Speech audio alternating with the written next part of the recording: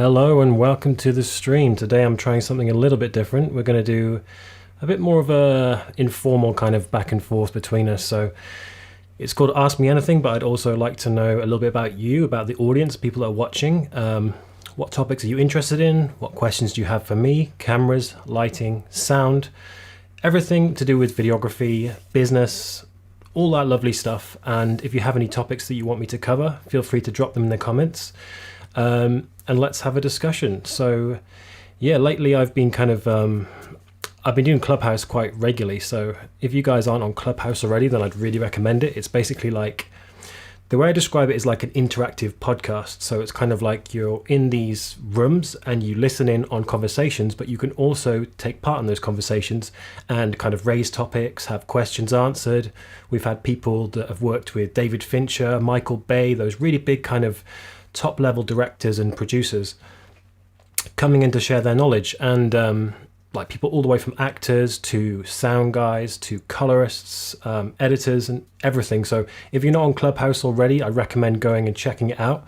At the moment it's in beta and it's invite only, but the chances are that someone you know will have an invite. So hit up all of your kind of videography, photography friends. The chances are they'll probably have an invite for you, and I'd really recommend it. So next week's live show, we're going to be diving a bit deeper into Clubhouse. We're going to be having someone who's run pretty much the longest running videographers Clubhouse room on there, and it's been running for something like 70 days. It's like a long time.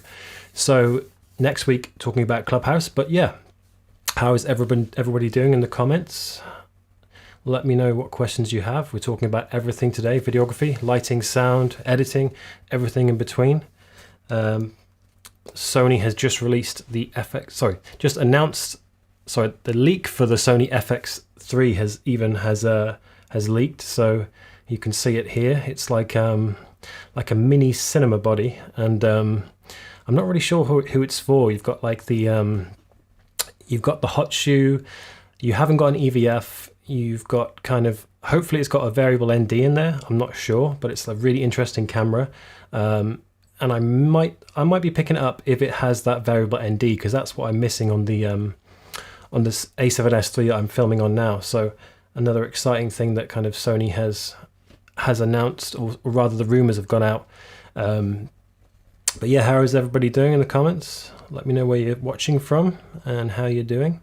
I'm trying something new today, so I'm not sure, how this is going to go, but I want it to be a bit more open. Next week, we're going to be returning to more structured live streams. So next week, like I said, we're talking about Clubhouse.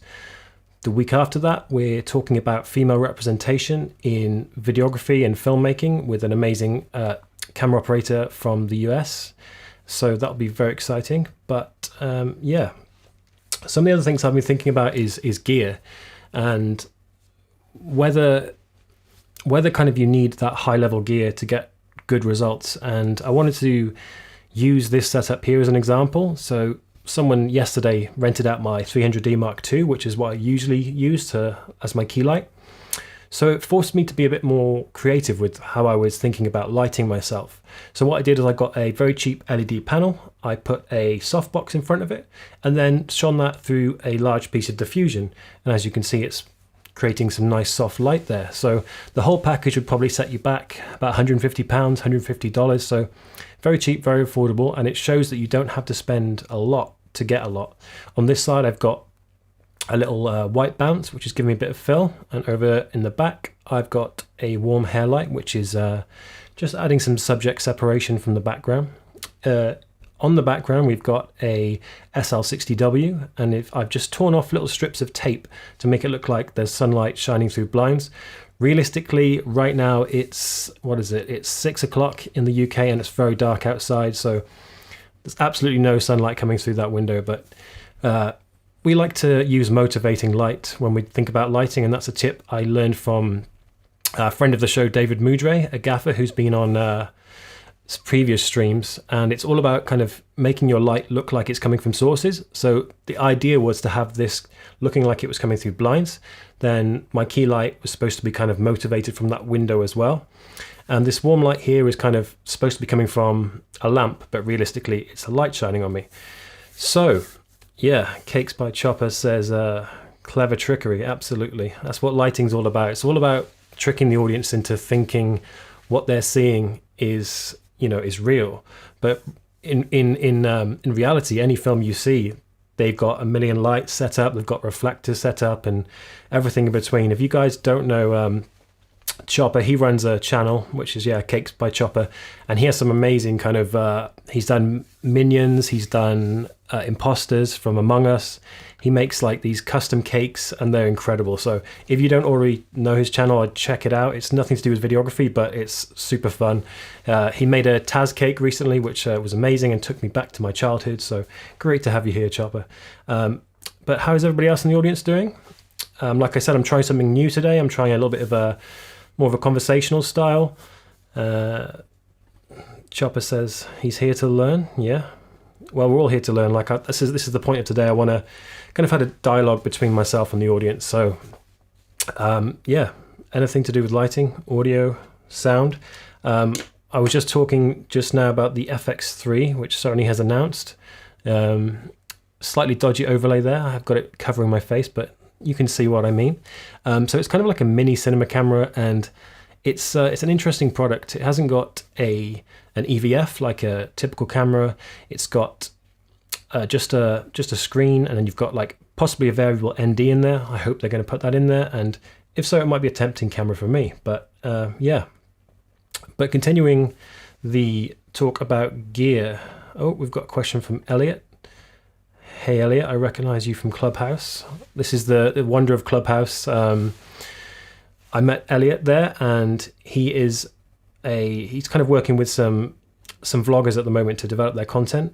And Clubhouse is amazing. Go and check it out. But Elliot's question concerning lights: I want to upgrade my lighting setup from nothing to next level. What would you choose? A 90 centimeter parabolic softbox or a 120 meter softbox, and why would you choose it? So it really depends on what you're shooting, but for me, I'd always go for the biggest modifier possible, so the 120 centimeter softbox. I have the Aperture Light Dome 2, which is a 90 centimeter, but I really wish they would make a 120 centimeter softbox. And for those that don't know, it's kind of like the concept of lighting is you want the biggest, softest source, basically. So at the moment, I've got this huge diffusion frame, which you can't see, but it's just out of shot. And I placed it as close as possible to my face because that creates soft light. So if you have bigger sources, you can get further away from the talent and still make the light soft, if that makes sense. So I would go for the 120 centimeter. What lighting are you using with your modifiers, Elliot? I'd be interesting to know what your sources are and what kind of stuff are you shooting. Let me know and I'll follow it up. Hey, Sunny, how's it going? Oh, I said hey, Senny, and Siri just came up. I don't know if you've had that before, Senny, but hi, Jack. My question is, how did you start out in videography filmmaking?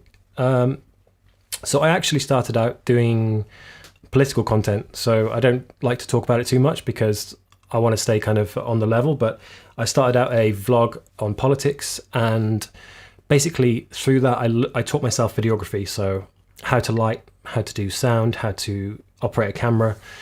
And then that finished, and then I was just like, I really enjoy this videography thing. I don't really want to carry on with the politics. So I went back to my day job, which was working in a school, which I really loved. Like I met some great people, and like I love education, so important. But I kind of had itchy feet. So I was thinking, I've got these skills. I really want to use them. I really want to create content for people and make money from it. So that's what I did. I kind of took a reckless step and quit my 9-to-5, and went straight to it. And my first job was working for a dance charity, and then I kind of went from there. And now I'm doing kind of corporate stuff. Work's a bit quieter at the moment, but thanks for your question, Sunny. Let me know what kind of stuff you shoot. Elliot's got a follow-up to the question. His previous question was about what modifier to get with his light, and he's got a Godox SL60W, which is actually what I'm using for my background light here. Amazing light. And it's if anybody, I keep saying this on the stream, but if anybody's looking for like the first light they're going to get and they want to they can create hard light, soft light. They want something that's a bit more versatile. You can use it as a key light. You can use it as a fill light. You can use it like I'm using for kind of like lighting effects. Godox SL60W is amazing. But yeah, this might change my advice slightly, Elliot, because the Godox SL60W is great, but it's not super, super powerful. So shining through 120 meter, that would be large, 120 centimeter softbox, it might not be enough to get the output you need. So if you're placing your 120 centimeter softbox really close to your talent, then with the Godox SL60W, you might get away with it. But if you're kind of backing away, then you might find that the output of the SL60W isn't quite enough for that 90 centimeter softbox because it's got, for that 120 centimeter softbox because it's got more surface to fill and requires more power. So what stuff do you shoot, Elliot? Because if you tell me that, I'll be able to give you better advice. But I think if you're going for the SL60W, then probably a 90 centimeter softbox would do it, I'd say.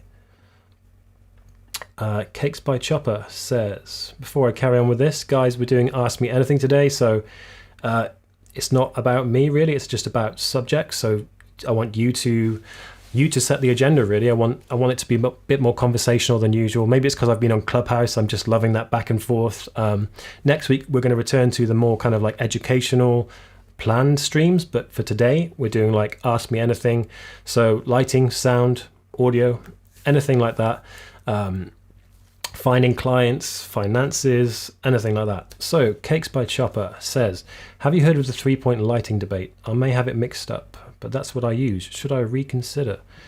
Is it a debate? I'm not sure. It depends what kind of stuff you're doing. If you're doing kind of commercial lighting, and I've gone for a bit more of a commercial look today. So typically like commercial tends to use what we call high key lighting. So it's where stuff is very bright and there's very little kind of shadow. So you see I've got some subtle shadow here, but not a lot. If I was to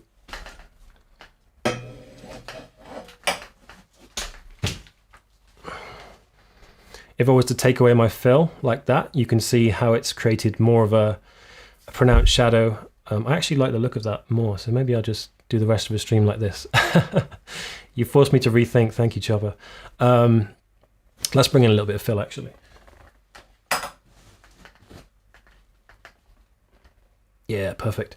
Yeah, so 3-point lighting. Yeah, I tend to, sometimes people say to use 3 lights, but I think in most cases, a strong key light with a bounce is better than a strong key light and then a dim fill light. Because I think bounce light just looks better than direct light for fills.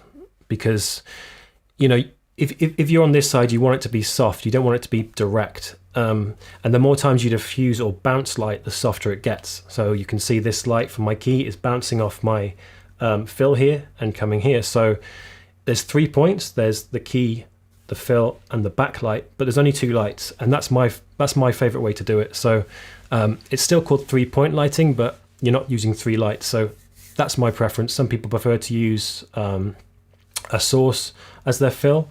But Chopper, what kind of lighting do you use? I've seen your channel, but I haven't seen your setup. So yeah, let me know. So Elliot says his previous question was about lighting and what setup to use, and he's followed it up. So mainly it would be for streams for now, maybe the occasional portrait, headshot, photography, and video-based interviews in the future. Yeah, so for live streams, I think you should be good because, like I've done here, you can get your light very close to your subject. It's literally just out of frame here. So for streams, I think it should be fine as long as you're not on a lens that's too wide. I'm on a 35mm at the moment. So that should work out for you, I think.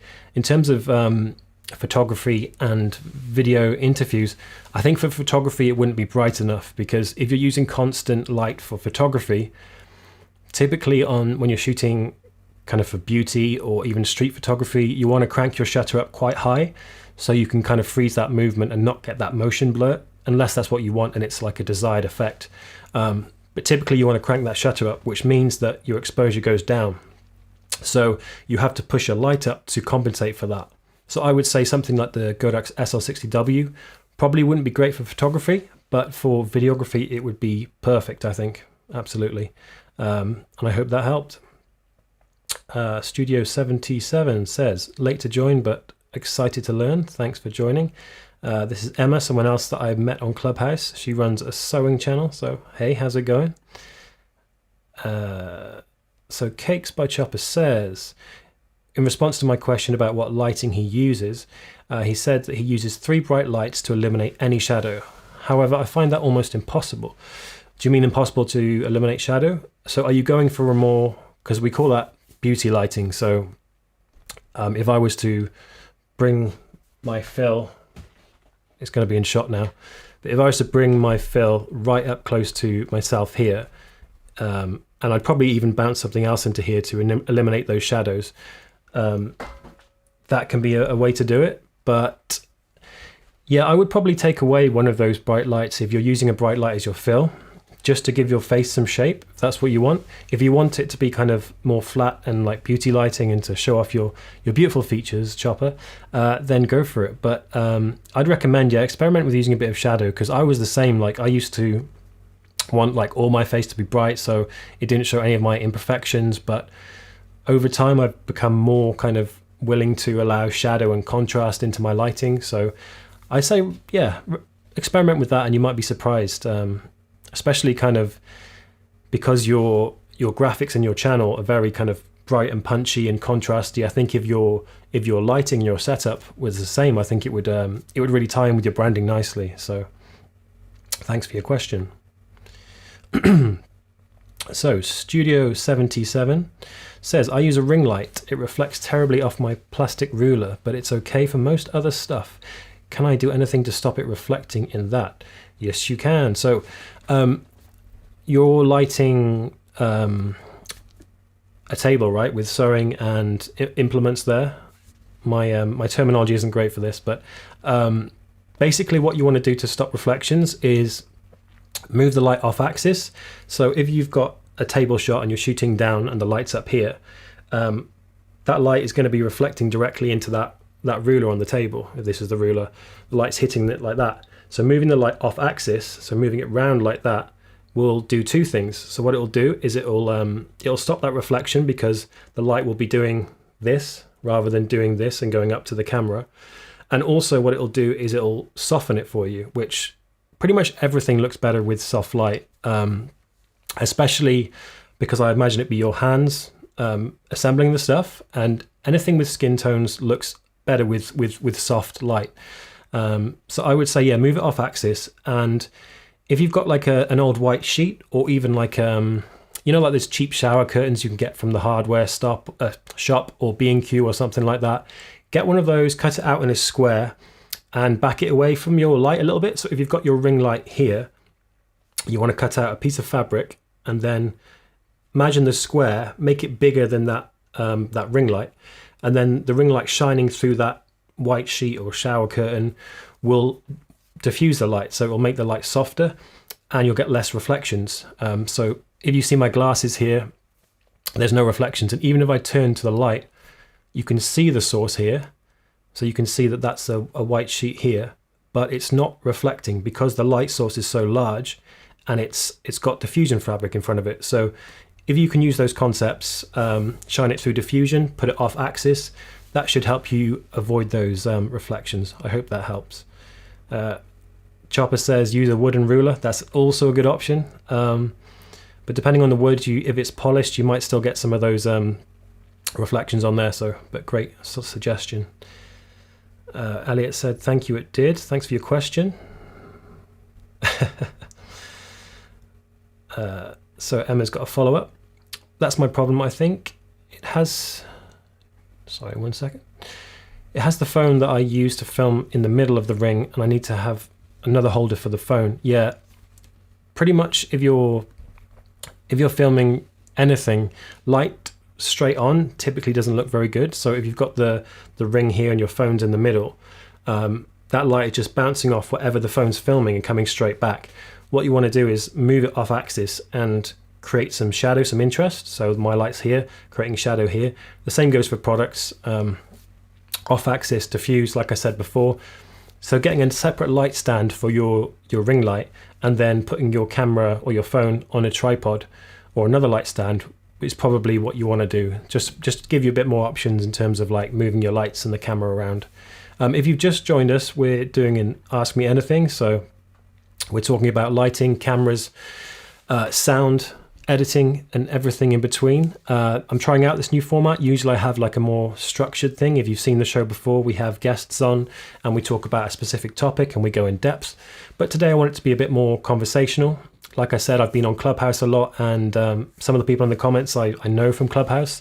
So that kind of conversational style I think works really well. So let me know in the comments what questions you have about videography, and we'll get into it.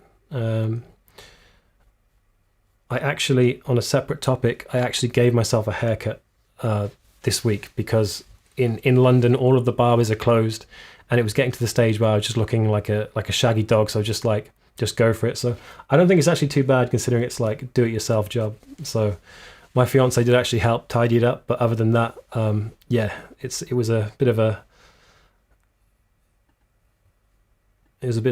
sketchy job, but yeah, not too bad. Hopefully moving to GoPro soon, so that'll be a whole other ball game. Yeah, GoPro is great because you'll have that nice field of view. So if you're doing those kind of top-down table shots, filming your instruments or whatever, your sewing pieces, then it's going to allow you to get more in the shot. So you can have like these epic table spreads with fabric and different colored string and thread, all kind of spread out. I think it's going to be a really good option for you.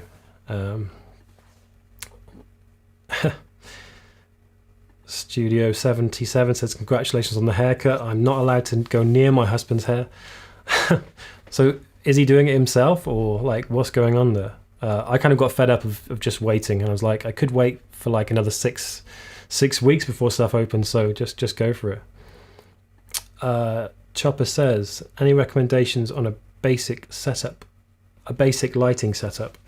Yeah, before I get into that, if you're new and you're just joining, we're doing an Ask Me Anything, so anything to do with videography, lighting, sound, editing, anything in between. We've got a lot of lighting questions, which that's one of my passions. I love lighting, so keep those coming. But really anything you want to ask me about, topics like that.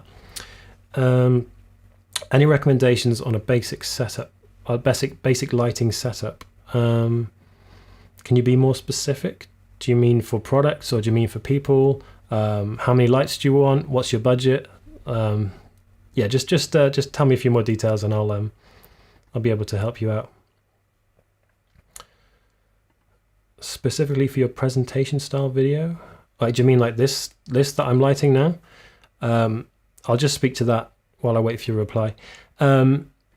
Yeah, so any kind of cheap bright light is good for a key light. People will tell you need to get $1,000, £1,000 light. It's not true. It can help, and it can give you more options. Chopper's just said for a beginner YouTuber. Okay, yeah. So lighting advice for a beginner YouTuber. Okay.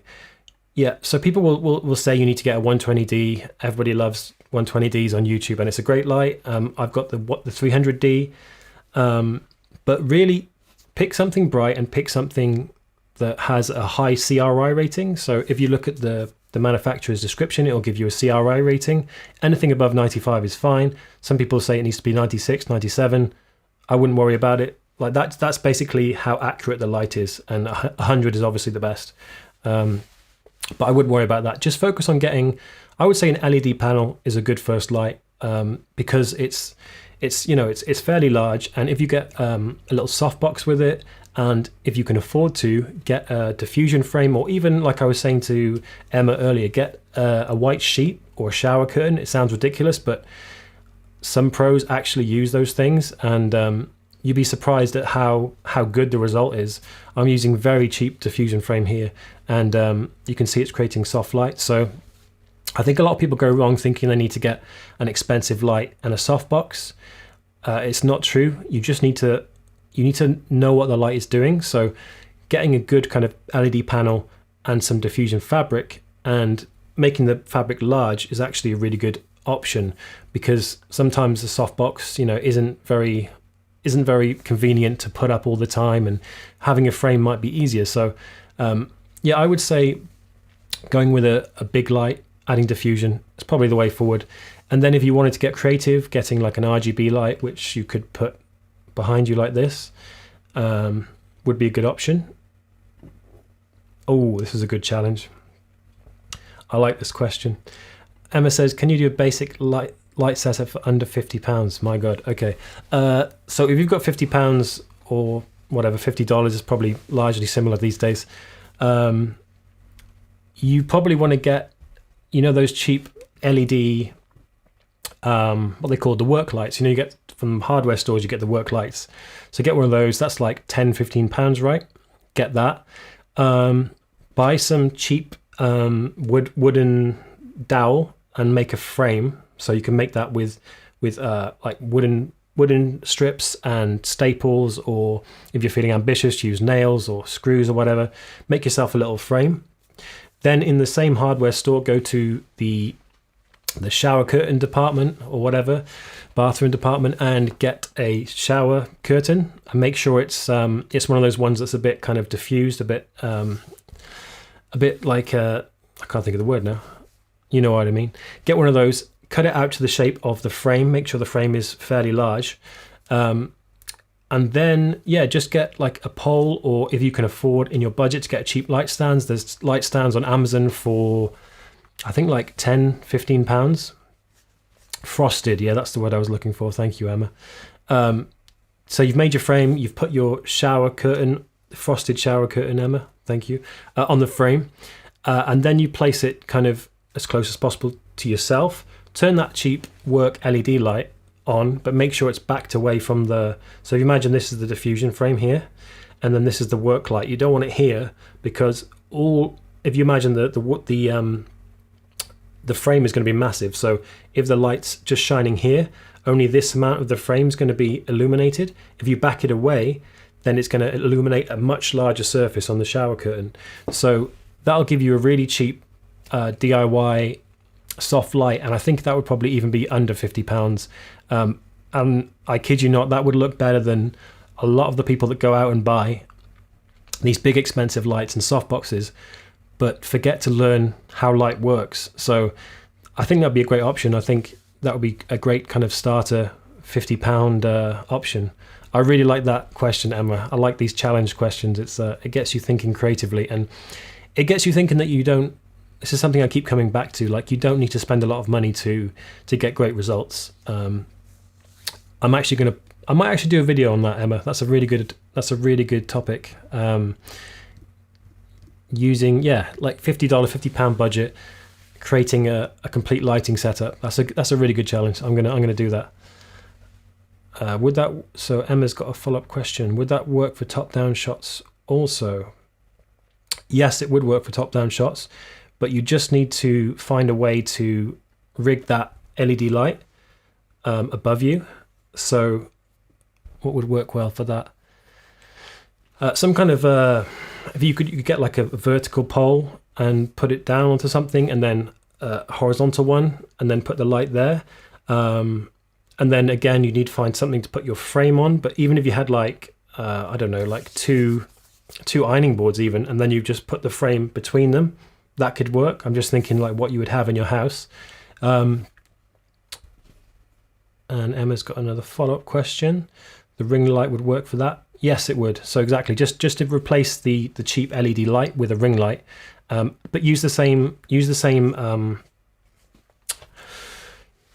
method that I described. So get that big frame of frosted shower curtain and just place it above your table and shine the light directly into it. But make sure, like I said, there's some distance between the light and the frame, because that's what's going to make it softer. If you put it straight up against the frame, it's not going to work. So back it away, put that frame over the table, and I think you'll get some really nice soft light like that. And then if you want to get extra creative, you could just get like a cheap lamp or like a cheap warm light source, and just like so, you've got the table here, you've got your diffusion fabric here. Obviously it'll be higher, but I'm just using the constrictions of the frame. And then if you wanted to get some kind of accent light on your products here, you could bring like a warm light just off the frame, but much lower, just providing like a little bit of a warm edge to some of the fabrics or the thread or things like that. I think that could work really well. So lamp with something up above, and I think that will work really well. I hope that makes sense. I'm babbling a little bit today. So Elliot says, like I said before, if you just joined us, we're talking about everything. So that's anything to do with videography, lighting, sound, editing, and everything in between. Elliot's got a question, a bit more specific. Sorry, let me take a little sip. A bit more specific question. How bad is the fan noise of the Godox? I saw so many YouTubers complaining about it. Well, I'm going to stop talking for a bit and you tell me if you can hear it. That's a lorry, that's a grit lorry outside, so it's not that. Bad timing.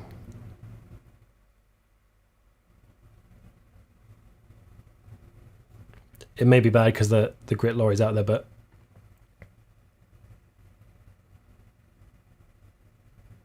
yeah, the sound on the fans is kind of negligible, I think. The only problem you'll have is when you're placing your light really close to your talent. But really, unless you're doing live shows, what most people do is filter out that in post anyway. So if you've got some kind of fan noise, some hum, most people go into software and just kind of get rid of that. So that's always an option as well. But I wouldn't worry about the fan noise. I think it's been overblown. It's not an issue as far as I'm concerned. I think it's a great light. So Chopper says, should I adjust my camera or just the lighting? Or is it a mix of both? With my channel, I don't know what I'm doing, so I've always just tinkered. But I still don't know what I'm doing, and I'm always tinkering. Like I said, with someone hired out my expensive light, which I would usually use, but I really love it actually because it forces me to think creatively about what I'm doing and implement some of the procedures that I was describing to Emma, and kind of making you think, I don't need that expensive light. I can create beautiful soft light without it and with very little. So I think it's unlikely to be a camera problem, Chopper. I think for me, lighting is everything. Sound is just as important, but I think sound is easier to master than lighting. So I would say experiment with your lighting. And like, I know you, so I'm happy to do a one-on-one if you want to do a video call and I can break it down for you, then absolutely get in touch and we can sort that out. Emma says no, but I'm not sure what she's saying no to. Yeah, I see some new people have joined us. So what we're talking about is basically everything and anything to do with videography. So sound, lighting, cameras, editing, everything in between. Ask me anything. I want you guys to set the agenda, basically. We've had some really great questions on lighting so far. But if you've got any questions about anything, then just let me know. I'm trying out something new today. Usually I have a bit more structure to my live streams. I have guests on and we talk about a specific topic, and that will be continuing next week. But yeah, for this week, we're going to have a bit more of an informal discussion. And I'm liking this. I'm getting to know the audience a bit more. So that's good. Emma was saying in relation to the sound. Oh, okay. So she couldn't hear anything. Yeah. I don't know if you guys could hear the grit lorry out there, because we've had kind of intermittent snow here in London, so which we never get. I know, Emma, you're in the UK as well. I don't know if you've had snow or anything like that. Yeah, if you haven't already, drop the stream a like, because it helps the algorithm and helps more people see my videos. And it also shows that, you're enjoying yourself. So drop the stream a like. But yeah, I'm going to talk about... I'm going to circle back to Clubhouse, actually, because we've got a few people from Clubhouse. And like I was saying at the start of the stream, if you didn't catch it, I think Clubhouse is just incredible. It's like it's networking on steroids. So if you've ever been to a conference or like one of these big kind of keynote events, then you get to meet loads of people, you get to network, but typically they cost money, and they last a long time, and you kind of gets dragged out, and you have to go into little groups of like speaking, and you can't speak to everybody. Like, Clubhouse is amazing. It's basically like interactive podcasts. So there's like these audio chat rooms, and you have moderators which help make sure the conversation flows right. I'm actually moderating a couple of rooms over there, and some of the people in the chat are as well. But it's really great, and you can kind of interact with the audience. You can ask questions, you can pose topics, and really get into depth about anything you want. There's rooms about everything. Emma says Clubhouse is addictive. Yeah, it is addictive. I've got less sleep and done less work since I've been on Clubhouse, but it's very fun. It's very fun. But Clubhouse, we're actually going to be doing a live stream on Clubhouse next week. We're going to be having a guy called Ryan on, and Ryan is actually a very interesting person. He set up the longest standing videographers Clubhouse room, and it's been running for 70 days uninterrupted. He resets the room every day, but other than that, it's been running 70 days uninterrupted, which is incredible. And there's people that come into that room that have worked on big budget stuff like David Fincher films, Michael Bay films, all this big stuff. And then there's people from like commercials, people from corporate. But he's going to be coming on the stream next week and talking about how videographers can use Clubhouse as a networking tool. I've met so many people on there so far that, I would not have met if it hadn't been for Clubhouse. It's an incredible tool. And, it's just, I don't know if it would have done so well if COVID wasn't happening, because it's kind of the time where we're all stuck at home. Some of us are in lockdown, but a really great tool, and I'd recommend everybody checking it out even. I'm losing my voice a little bit. Any tips for sound setup, avoiding echo or sound bouncing off surfaces? Yeah, so the stuff I'm using for my lighting today is on dual duty, basically. So I've got a large piece of diffusion fabric here and a fill here, which I can actually bring into frame. I can't bring the other one into frame, but it's just basically like a 5-in-1 reflector. So there's those two things, and they are lighting me, but they're also stopping audio reverberations. So typically if you're in a small room, and I'm in a small room now, been talking about lighting, sound will bounce off those surfaces, and anything you can put in between those bounces to interrupt that is going to make your audio sound clearer.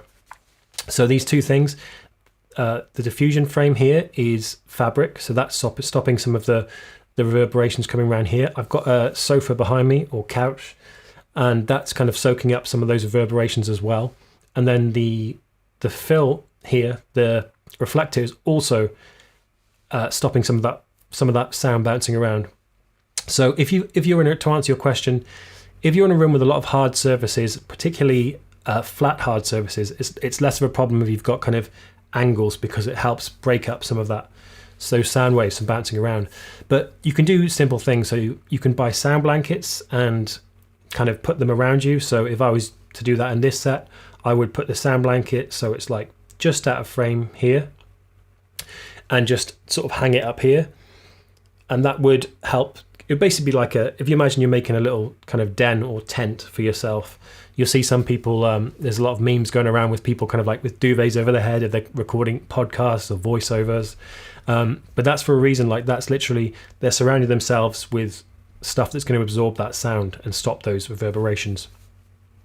So going a bit off topic, but yeah, for your setup, I would say get some sound blankets. If you can't afford sound blankets, or you don't want to clutter your space up, just get some gaff tape, and you can just use that to kind of tape up blankets to walls and ceilings, and it's temporary, so you can just like take the tape off when you've finished, and having those blankets there up against those walls, ceilings, if you've got hard cupboards or things like that, covering them up like that is really going to help to break up those reverberations from the sound waves, and get your sound a little bit more.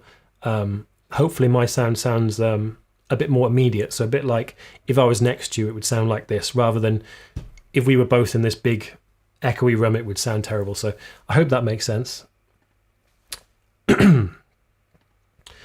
Elliot says, I noticed we've had a few people join us, a few more people watching. We're talking about everything videography, sound, lighting, editing, and everything in between. It's a Ask Me Anything, so whatever you want to talk about, let's get into it.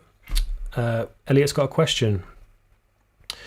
Not looking at budget, would you rather use a boom or lav mic for use on a YouTube channel? Obviously, with talent It probably depends if the mic is allowed to be seen in the shots. Yeah, so if you can, I would always use a boom mic, and you can see if I bring it into shot, there it is, just out of shot, and that's typically where you want to have it. So just at the edge of the frame. And that's because typically, most of the time, the larger the mic is, the better it sounds, just because of the way physics and the way sound waves work. The larger the capsule, the higher quality it's going to be. So if you imagine a lav mic, they're very small, and there's different pickup patterns. So if you've got a lav mic, if you imagine this is a lav mic, it's programmed to pick up everything around it. So if you draw like a circle around it, it'll pick up everything there. So even though you think you might have it pointed towards your mouth, it'll capture everything around here. So it's really good if you want to get super close, but it doesn't sound amazing. On the opposite side of that, shotgun mics or boom mic are mics that are directional. So they will pick up everything in front of them and reject everything around them. So it's really good if you've got like noisy environments, like if you're on a busy street or you're in a park and there's lots of noise, you just want to pick up what's directly in front of you. Shotgun or boom mic's going to be best. So I would always say like a shotgun mic's going to be your best shot. Excuse me, let me take a drink. Too much talking on Clubhouse, I'm losing my voice. But yeah, usually what they do on kind of productions, they will put a lav mic on, but they'll hide it underneath some clothes, or they'll put like a scarf over it or something like that.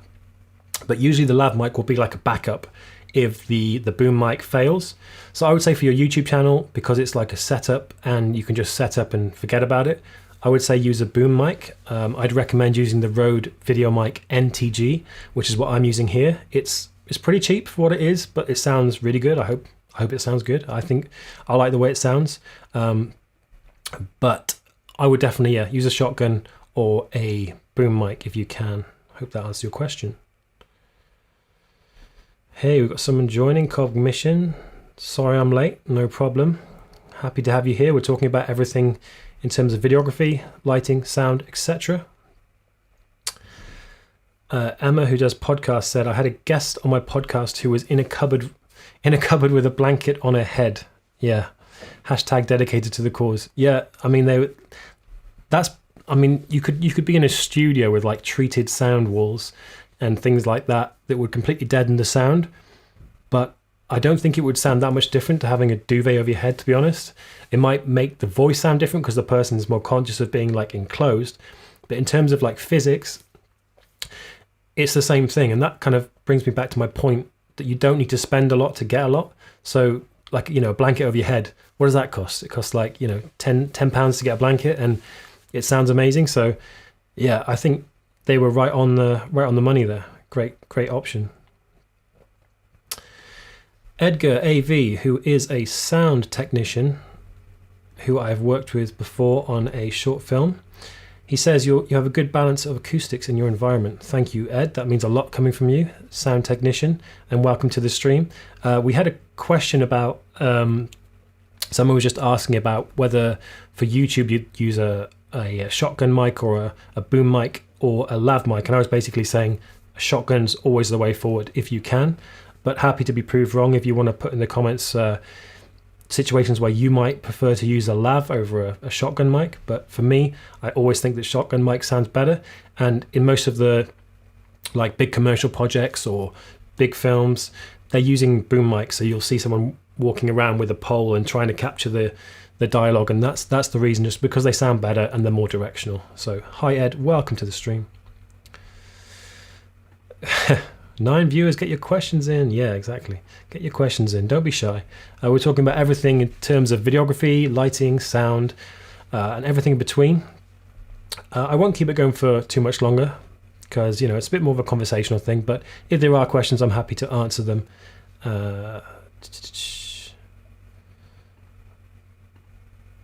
I noticed that on a video I just did, picked up my hair moving. Oh, do you mean with a lav mic? We're using a lav mic? Or what mic we're using that it picked up your hair? Chopper says, do you have any app recommendations when recording to an iPhone?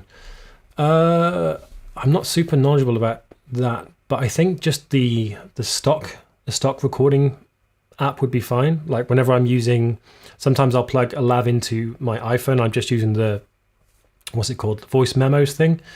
It's super simple, but it's fine if you want it in a pinch. But I mean, there's certainly things that would do it better, but I'm not super knowledgeable about that. Maybe Ed, you could talk about maybe some apps that people could use to record on their phone. So Ed says, shotgun mic is for live set environment. I think people are more expecting to hear proximity effect in the voice. So Ed is talking about the proximity effect, which is basically, correct me if I'm wrong, it's what it sounds like. If the mic is closer to the voice, or closer to the person, sorry, it's going to sound deeper and more present. So there's often that kind of, people refer to that radio personality voice, which is very deep and like very booming and very like in your face. And that's what they're talking about. They're talking about the proximity effect, because obviously on radio, you don't have to worry about the mic being in shot or anything like that. So typically they have, or podcasts, they have the mic like right close up to their face, like here. And they're usually using like what we call a large diaphragm condenser mic.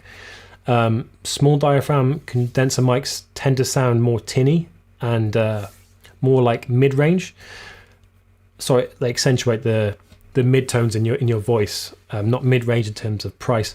But those large diaphragm condenser mics really kind of make your voice sound boomy and kind of that typical radio sound or podcast sound you hear. I hope that makes sense. I'm losing my voice. Yeah, so if you just joined or if you're new, we're talking about everything to do with videography, ask me anything, light, audio, sound, cameras, and everything in between. I think we're going to wrap it up in a minute, but any final questions, please put them below. Next week, we're going to be continuing with the structured live shows. So next week, we're talking about Clubhouse, and we're going to have someone who has run one of the longest running Clubhouse rooms on the platform. It's been running for over 70 days, which is insane. We're going to have him on the stream. His name's Ryan. He's an interesting guy, and he's got a lot to say. The week after that, we've got someone coming from America. I think she's in Phoenix. And basically, we're going to be talking about the importance of female representation in the film industry and videography, because typically it's very male dominated and there's no reason it should be. And, you know, we were talking recently about if your sets don't look diverse, then you're missing out on people with a variety of perspectives, a variety of opinions, a variety of cultural backgrounds that are going to bring so much to your projects and really enrich the finished project. So if your sets don't reflect real life, you know, if they're not diverse in terms of background, gender, race, ethnicity, things like that, then you're really missing out. So we're talking to that very talented female filmmaker from the US in 2 weeks. So that'll be very exciting. But let's have our final questions and then we'll wrap up. Emma said, that's what I have for my podcast, a condenser mic. Do I need a shotgun mic for recording further away, or is a lav better? I think for podcasts, you want that condenser mic and you want it as close to your mouth as possible. That's the same concept that I was talking about to create soft light. So getting your source, so my source is just out of shot here, getting it as close as possible to a face will make it as soft as it can be. If I was to back this diffusion frame halfway across the room, it would cause like harsh shadows on my face and you'd be able to see more of my like imperfections in my face. So, but the same concept goes for audio. So when you're recording podcasts, you want something that's as close as possible to your mouth. So your condenser mic is perfect, and you can kind of adjust the levels accordingly. So I would definitely say never use a lav for podcasting unless it's unavoidable and you're like at a live event and you don't want the mics to be in shot. That's another matter. And shotguns, yeah, they tend to sound better on dialogue and like when you're like mixing it with a film. So that's why they're used for films, and it's because like you can't have a condenser mic in shot on like a period piece or whatever. It just wouldn't make sense. So it sounds like the setup you've got for podcasting is working fine. So, oh, sorry, you meant filming, not podcasting. Okay. Asking about filming. Okay. Well, what do you have so far? Like, have you got a lav? Have you got a shotgun? Because sometimes it can just be using what you have. If you've got a lav and you're happy with it and you don't have the budget for a shotgun mic, then use it and learn about, like I said, some of the concepts about filling your room with blankets or soft things to absorb those kind of reverberations, or excuse me, the kind of the sound waves that are bouncing around, getting things to break those up. That can still work with a lav mic and you can still get great results. So it's worth looking into that. But oh, you said you've got a lav at the moment. Okay. So if you haven't got the budget for a shotgun mic, I think you can get some good results with the lav. Just learn about, like I said, the concepts of filling your room with soft objects and blankets and things like that to try and minimize some of those sound waves bouncing around. But if you're in the market for a cheap shotgun mic, there's a really good one from Rode. It's called the Rode Video Micro, and it's super cheap. I think it's £50 if I'm not mistaken. So it's super affordable, and yeah, I'd say go with that. That's going to sound really good. But you need to get it close to you. So like mine is just here, just out of shot. You can see it there. But if I placed it halfway across the room, then it wouldn't sound very good. So getting that close to you is good. The advantage with a lav is you don't have to worry so much. So if I was moving around, you can see that you can't hear me as well now because I'm not directly in front of the mic. So that's something you need to be aware of as well. But I hope that answers your question. Let's see.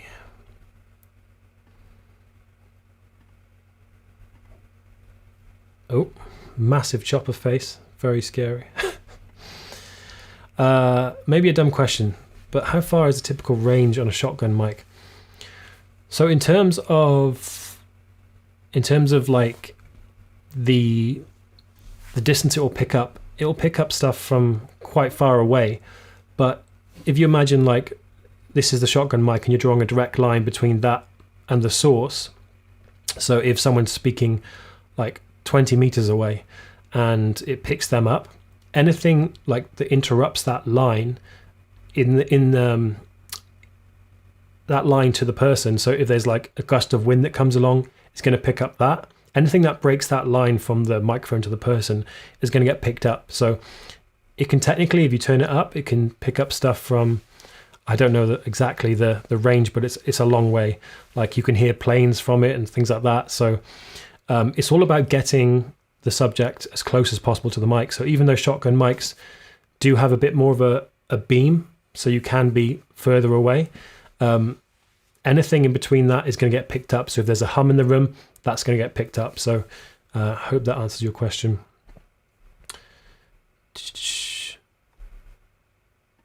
Yeah, so Edgar, who's a sound technician, says, closer to the source, the better. If you have to reach over 1 foot, then consider radio mics. Yeah, so Ed's just referring to the concept I was talking about. You want to get your mic as close as possible. So if you look at kind of the behind the scenes on big budget films, they're kind of hovering those mics just out of shot, just out of what the camera can see, because they want to get those mics as close as possible. So even though they could technically pick stuff from far away, you still want to get it as close as possible. So thanks for that clarification, Ed. Emma says, fantastic. I'm going to get that then. Please post a link after. I will do. That's the Rode Video Micro, actually. So just to remind you. Do you have any post-processing on your audio channel, such as EQ, compression, etc.? Yes, all of the above. So I've got on my mic, I've got a expander which gets rid of some of the hum because my boiler is really loud. So anything under a certain level should cut it out. You might be able to hear a little bit of my laptop fans. I've also got EQ, which is kind of just making my voice sound a bit better, and compressor, which basically stops my voice from the levels doing this and makes them more kind of like consistent. And anyone that knows about audio will attest to that. So hopefully it sounds okay. I'm not monitoring at the moment. I did check it before I went live, but hopefully it sounds okay. I noticed we've got some new people watching. If you just joined us, we're talking about everything videography. Ask me anything: sound, lighting, audio, editing. I already said editing, cameras, etc. Leave them in the comments below. Don't be shy. Trying something new out today. So yeah, let's get into some more comments. Chopper says thanks, legends. Chopper's from Australia. Very funny guy. Like I said, if you don't know Chopper's channel, go and check it out. Chopper does these amazing, like mostly cartoon, but he does like these really kind of quirky cakes with, like, he's done Taz, he's done Little Mermaid stuff, he's done The Imposter from Among Us, like so many exciting things. So go and check him out. And also Emma, who's been posting Studio 77. She does like a channel on knitting and kind of creative work with material, and it's really great stuff. So so go check her channel out as well. Elliot says it does sound good. Thank you, Elliot.